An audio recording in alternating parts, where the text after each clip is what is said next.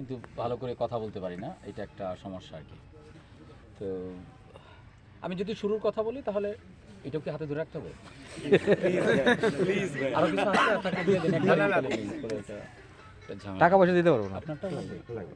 আপনার একটু আপনিই কষ্ট করেন ভাই, এত কষ্ট করা যাবে না। আলাদাভাবে কোনো কিছু পাবো না যদি বলছিলাম এটা হয় না।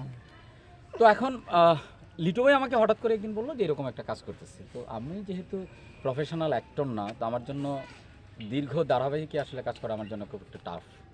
গল্প টল্প শেয়ার করলো, ভালো লাগলো। তো সবচেয়ে বেশি ভালো লাগছে যেটা আমাদের খোকন ভাইয়ের স্ক্রিপ্ট, যেটা তার লিখনী এবং তার ডায়লগস। আমাদের নাটকে যেটা সবচেয়ে বড় প্রবলেম এখন সেটা হচ্ছে যে ডায়লগ থাকে না। একটা সিন কোনোভাবে হয়, মানুষের মজাও পায়, ভিউও হয়, কিন্তু ডায়লগটা আসলে থাকে না, যেটা আগে হুমায়ুন আহমেদ বা যারা আগে সিনিয়র ছিলেন যাদের নাটকে আমরা পাইছি। তো এইটার সবচেয়ে বড় স্ট্রেংথ হচ্ছে এইটা। আর একদিন শুটিং করলাম, রুনি করতেছে, যথেষ্ট পরিশ্রমী ছেলে, মেধাবীও বটে। তো আরেকটু করলে বোঝা যাবে আসলে কি হয়। তো আমার যেটা বক্তব্য যে গ্রামের নাটক যেরকম ভাড়ামি টারামি হয় এখন ইউটিউবে বা চ্যানেলে দেখি, এটার চেয়ে একটু ডিফারেন্ট।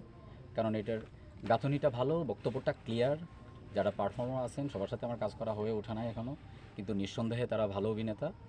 তো যদি সবার একটা একান্ত প্রচেষ্টা থাকে, আন্তরিকতা থাকে, ডিরেক্টর এবং চ্যানেলেরও কিছু দায়িত্ব থাকে যে আমাদের ভিশনটা থাকে অনেক বড়, কিন্তু আসলে ওই পরিমাণ সাপোর্টটা করা হয় না। তো এটাও করতে হবে, কারণ আমাদের একটু আমি একদিনের কাজের আজকে নিয়ে 2 দিন হচ্ছে, যে কাজের এক্সপিরিয়েন্স হলো যে এটা বলেই ফেলি, না বললে তো আর এটা হবে না।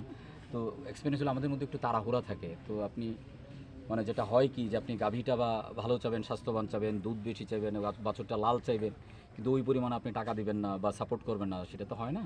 তো ওই জায়গা থেকে আসলে আমরা যারা আছি আমাদের তো পরিশ্রম বা সততার কোনো লিমিটেশন নাই। হয়তোবা আমাদের ক্রিয়েটিভ জায়গায় হতে আমাদের অনেক দুর্বলতা আছে।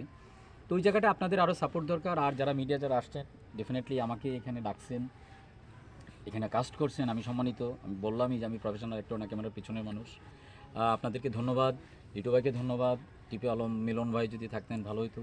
আর আমাদের সবচেয়ে বড় পাওয়া আন্টিকে আমরা পাইছি। ঠিক আছে, আমার শুরুটা হয়েছে, এটা একটু বলতেই হয় যে আমি যখন মোস্তফা সরোয়ার ফারুকের সাথে ছবি আলে অ্যাসিস্ট করি, তখন আমাদের 69-এর শুটিং ছিল। তো আন্টিকে আমরা পাইছি ওইখান থেকে, আমাদেরকে ছেলের মতো করে দেখতেন উনি, এখনও দেখেন ওইভাবে বিশ্বাস করি।